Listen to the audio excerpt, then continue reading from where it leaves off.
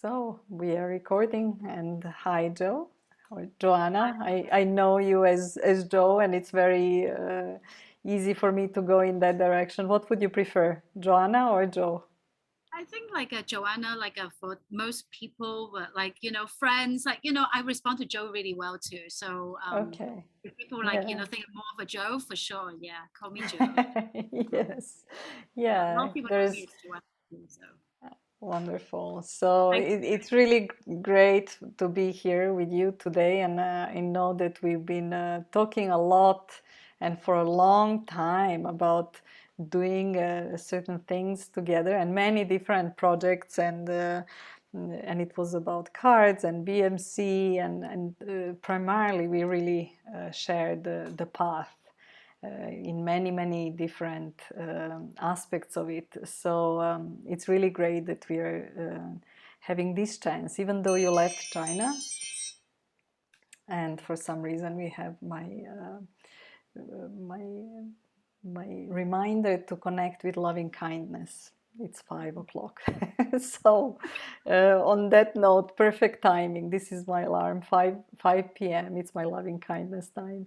So uh, I we talked about it. I know a bit about you. We are good friends. But for the audience, for those who are watching this video and connecting for the first time, what is your path? Like, how did you end up doing what you're doing? I often think about. I think it's always been there, but I hadn't really realized it when it was there. Because when I was growing up, I was exposed to different kinds of meditation. My grandmother was she did a lot of prayer in the Mm. Buddhist format, and a lot of time when I saw her, it's very meditative, it's very quiet. A lot of times it's not reciting text, just very contemplative. And that was just like part of her practice. Observed a lot, how she did it. And when I was younger, I went to a Buddhist school, and then I went to a Catholic school. So I got exposed to different kinds of like meditative or contemplative practices. But really, my path, I think, really it started about 2009 when I first really learned about mindfulness purely out of curiosity. I thought like, oh, this is cool. And I was it was at the weekend, and a lot of times like when a friend of us like held a sangha in her house, and I didn't know what it was. I was like, oh, this is interesting. So I just went along for a few times, and I thought like, oh, this is something that I felt like comfortable doing. I couldn't really quite pinpoint why, but I felt like comfortable doing, maybe because the people I was with, they're very kind, very welcoming, and also very it it's very encouraging in a way. They feel very genuine and kind, and I Mm. felt that is something that it's very lacking a lot of times when we speak to one another in a common social setting, because it's always like something like an underlying message and things like that that comes from a place where the intention can be like just having a laugh, but like deep down the other person may feel unkind. But this group is like quite kind. But then they are all like very successful executives and people you see like in everyday life. So it wasn't like people like who lived in a village in a cult or anything like that. And they were just like practicing breathing and practicing mindful walking, just something very secular Mm. based. And I thought like, okay, this is interesting. I could keep going. And since then, it's been going on, and I had the opportunity to learn from some of the world's best teachers, like the late Zen Master Thich Nhat Hanh, and when John Kabat-Zinn, who's the founder of the MBSR program, and Mark Williams, the founder of like MBCT program, when they visited and I had like workshops and classes, and I had the opportunity to participate and a lot of the retreats too. And I thought like that was very enriching, and it made me feel a sense of ease inside. I didn't think I needed it, but looking back, it's like, oh my God, thank goodness that I have it. Otherwise, I don't know where it can lead me. Um, yeah. So it's been serving me a Mhm. lot throughout different stages of my life. Yes. You mentioned your background in um, maybe Buddhist school, and then Catholic, and even connecting with Sangha. And then also you mentioned the secular practice as well. So could you share a little bit more on what is your insight about the maybe differences, and where are you at right now, and especially when it comes into John Kabat-Zinn and that kind of like new modern maybe stream of mindfulness. Yeah. I feel like everyday practice, a secular, really helps to ground me. Yeah. So like when I'm like walking, doing mindful walking, and obviously I feel like some these two practice, whether it's like religious based, like or Buddhist based, and secular based, it comes hand in hand because it does come from. I mean, even the secular base is like an extract from the religious practice. So without the religious practice or the Buddhism, it does not get to be taken out or evolved or like or into a way that where we talk about secular mindfulness. However, I just feel like for myself, like and a lot of people living in a busy life, it perhaps comes into a phase, like like a phase one, maybe like just practicing like a everyday thing, like I'm practicing brushing my teeth, like how Thich Nhat Hanh teaches it. He encourages people to practice mindfulness in a way that like just using your non-dominating hand to brush your teeth. And to me, that doesn't really come to any background of like the religious background, but at the same time the wisdom comes from his many years of practice, and he's able to adapt that into everyday language, and I think that's beautiful. And it's also very opening and welcoming to people from all walks of life. It doesn't have to be a Buddhist person, it can be or people who believe in Buddhism, or like people come from all sorts of different religion can also embrace to it, because it's more like a common ground that we share. We all have the same emotions. We can all practice in the same way. We all walk, we all eat, we all brush our teeth. And these are all the practices that we can use. Yeah. So this really application to modern life, right? Like to daily moments is such an important part of understanding also the value of the practice, right? And I know that you are really passionate about sharing your knowledge and your experience in the practice. I mean, all of this can be, in a way, read in books and seen on YouTube, and there are various apps that we can do on our own, right?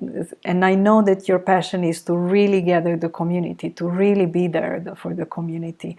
And I know that that's also Thich Nhat Hanh's main philosophy, the power of the community. So can you share a little bit more about that, on how what is your understanding that where does the community support actually the practice?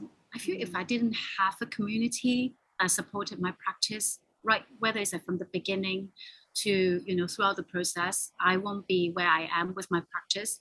And I'm definitely not saying that like I'm reaching a certain goal. I'm just saying that like it's like helping me to be there, like when I have questions, when I need to contemplate. And even some days I just like don't feel like meditating, but then because there's like a group that I can always go back to. I think like when I first started, because like I have like a few good friends like who were like kind enough to hold the space at her place, and I feel like that really helped me to when I was like sitting for that third minute, and I thought like, oh, I really want to get up, but then because of the community, I'm able to sit for the fourth, for the fifth, and then maybe 10 minutes. That really felt like eternity to me when I first started practicing mindfulness. For 10 minutes, that's like unheard of. It's like absurd, even though my grandmother used to do like 4 hours each day. But I felt like that was like eternity. But like because of this community, I was able to ask questions, and I was able to have people to help me to sit, and not to if I were not, there were some days I was not able to sit, and then there were like some wisdom sharing, like how everyone was going in their mind. Some days there were people having back pain, and then they chose to stand, or they chose to lie down instead of sitting. So it really helps to answer a lot of questions, especially as a new meditator back in the days. And later on, I when I first got to know BMC, and I just felt, well, first of all, the space is just like gorgeous, with a courtyard, and in the middle of Hutong is everything I love about Beijing. And I also feel like the leader you're teaching and the way you hold your community, it's just like so powerful, and it gives a space to people not just to come in to be themselves, but also very allowing, and and and people can come in and with any kind of state that they are as a community, like if people are allowed to come in as any state and then just be with it. It's kind of like it's like a big part of it is that the acceptance of how we are doing, right? Yeah, And absolutely. yeah. And it's not like we have to be at this, it's not like a level thing. I don't have to be a Right. level. Like some days I just feel like I don't even want to sit for a minute. Like it's not like a level thing. You could just come in as this, and the group is like, it's like a very, it's like a harbor, like a harbor with really calm water, and then it's holding the space, and you can just park the boat in it, and or you can just like float in it, and then like you feel like very safe, and you can just be there. And sometimes there's a lot of turmoil inside, or some people can be very calm. It's all okay. I think that Yeah. is like the power of community. It's fascinating when the community comes, this wisdom, as you say, of just knowing who gives whom permission to do what and how is the community set together, right? It's just knowing that you can actually stand up during the meditation. It's just so liberating, right? And this is what, for me, when I went to Plum Village, I actually, a lot of that I learned from Plum Village, and that spaciousness that Plum Village has, just smiles. And it's a silent retreat, let's say, but people do talk to each other and no judgment. I mean, really modeling that space of what does it mean to be in non-judgmental awareness and presence as well. It's such a sense of safety, Yeah. in there. Like it's like the trust that, like, I'm not going to be called out because, like, what have I done now? Am I doing it wrong? Because such a common question. I mean, sure, you got it a lot as well. Am I doing it right? Am I meditating right? Or am I doing it wrong? Am I breathing right? Or am I breathing Yeah. wrong? Right? Or should I Yeah. stand, or should I, sit cross-legged with, like, like a pretzel, or like, what Yeah. should I do? It's a lot of questions, and almost like an anticipation of like being corrected in our everyday life. And I feel like a good community is like giving people the space to talk, not to say when people are doing it, I wouldn't say completely wrong, but some people, like, could be like, because they're judging themselves a lot, and then that's something that they should not be doing. Then I think, like, maybe someone in the community, whether it's a person who holds it, or like, fellow participants in the community, could also say something is that, like, look, it's about like non-judgmental practice. I think it's important to show each other the the values, and the share the teaching together. However, that should not be based on someone, if someone is good or bad, right or wrong. It's not so much like that. Everything. And I'm super excited about your topic. You're choosing to teach about self-care. You're inspired with the War Wu, and the whole concept of combining numbers and the meaning. So could you share a little bit about that, and what is happening on as the opening on Wednesday, on 25th of May? Oh yes, thank you for having me and having the space for me to share that. And I am passionate about the date because, like, I feel like, okay, Wu Erling, many people knows about, right? It's the 20th day of May. Wu Erling sounds like Wo Ai Ni, which means I love you in Chinese. So it is another Valentine's Day in China. And I say another Valentine's Day, not in a disrespectful way, because I do feel like, romantic love, like, it's definitely worth celebrating. And we should celebrate every day. And I'm sure my husband would disagree because that's too much work. Um, But at the same time, like, you know, we already have like arguably like 3 Chinese days that are already like, you know, Valentine's Day in the Chinese calendar. And then there's also like the 14th of February, the Western one. So we have like 4, 5, and plus anniversaries. We have so many of them. But no one celebrates self-care. Like, you know, and believe that you, me, and many people on this call, on this, like, who sees this video knows that, like, if we don't take care of ourselves, if we don't love ourselves, we do not have the space to love another person fully. Yeah. Mm. Right? Yes. So that is why I feel like 5年 worth celebrating. I'm all for that. I don't mean like it has to be like buying presents and chocolates, like that I'm not going to comment on. But no one talks about it, practically no one. And I'm just like thinking it deserves so much space, and we deserve like it to be celebrating love for ourselves. And no one is talking about it. Something is so wrong.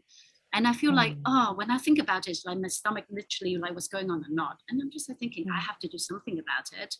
Mm. And so I thought like, okay, we got to do something. And from the people that I'm very, very close to, a lot of them are very, very busy people, because like we are parents and a lot of us are working, and like, you know, working parents, stay-at-home parents, everyone is like going quite a challenging time right now, like especially more challenging than usual, like, you know, as we are going through, you know, 2.5 years or 30 years of COVID.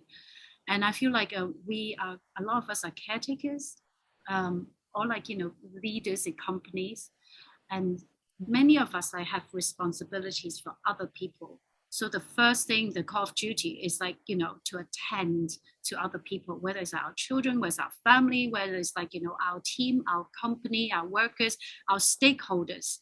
But where's me, Mm. right? And a lot of people like may have a misunderstanding of like self-love is like, oh, selfish, or like, you know, it's like a almost like a narcissistic comment. But like, no, I mean, it's not about Mm. self-indulgence. It's not about like self-pampering. Could be like part of self-care, like in some of the things we do. But I'm not talking about like going out and doing like minus shopping or like minus eating, or like, you know, just getting the best for ourselves in terms of the materialistic goods. But like it's more about doing meaningful stuff for ourselves, Mm. so we can show up with the energy, with the kindness that we can to do our jobs. Right. Yeah.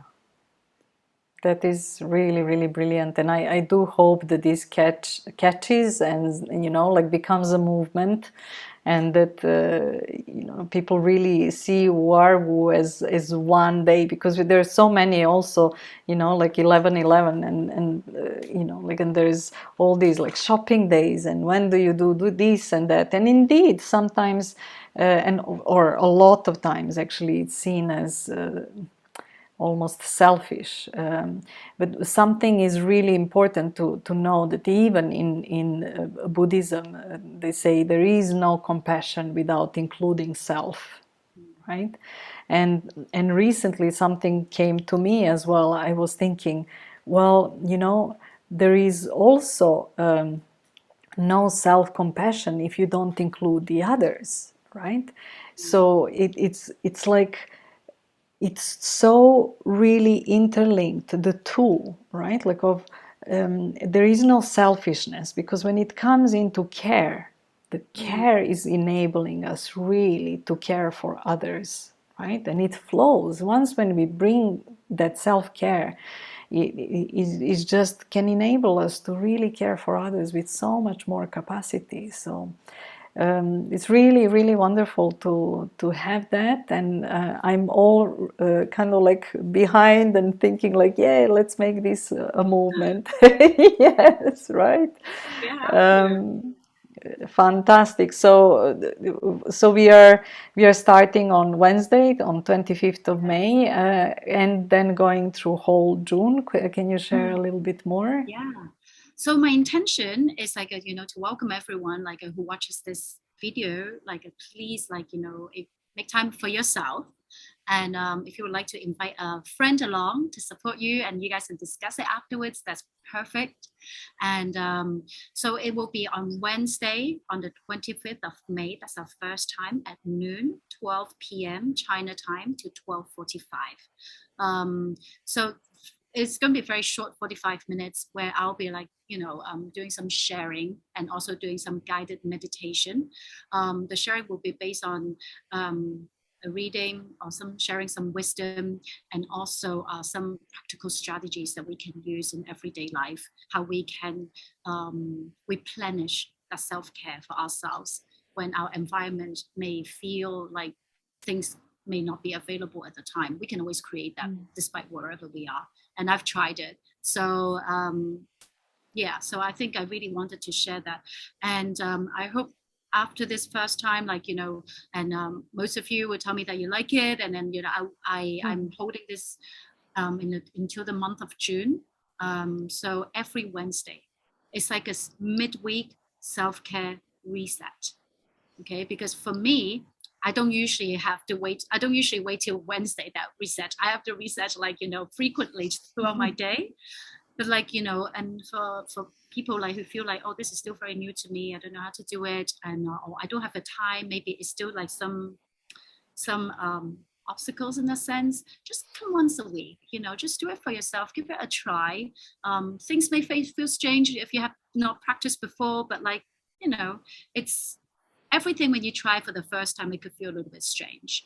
like my real job is well, I shouldn't say my real job, but my other job is in sports business. So I was doing a long time in basketball. I was working for the NBA for many years, and so we were always talking about basketball players.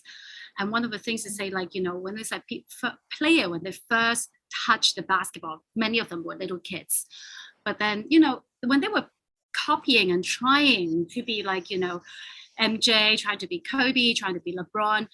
People don't really know how to make the move for the first time, but then they practice, they say, oh, it feels strange, it's not how I play it. But once when they started and then keep practicing, it becomes eccentric part of them, eccentrically part of them. So just give it a little space with a little bit of curiosity. Mindfulness is all about curiosity, kindness, and presence. So just come with those simple things and try it out for yourself.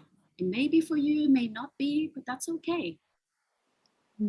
Yes, exactly. Acceptance. Come to the harbor for a bit of rest. Yes. Yeah, really looking forward to that on Wednesday. And interestingly enough, we are actually recording this interview on the 20th of May. So happy Valentine's as Happy well. Valentine's Day. Yes, and Yeah. then may Valentine's be with all of us on still on Wednesday next week, and Yes, with the yes, beginning of absolutely. really Thank you so much. turning that heart inwards. Yeah. I look forward to seeing everyone. Thank you. Absolutely. Same here, Joanna. Thanks. Yes, stay safe. Take care. You too.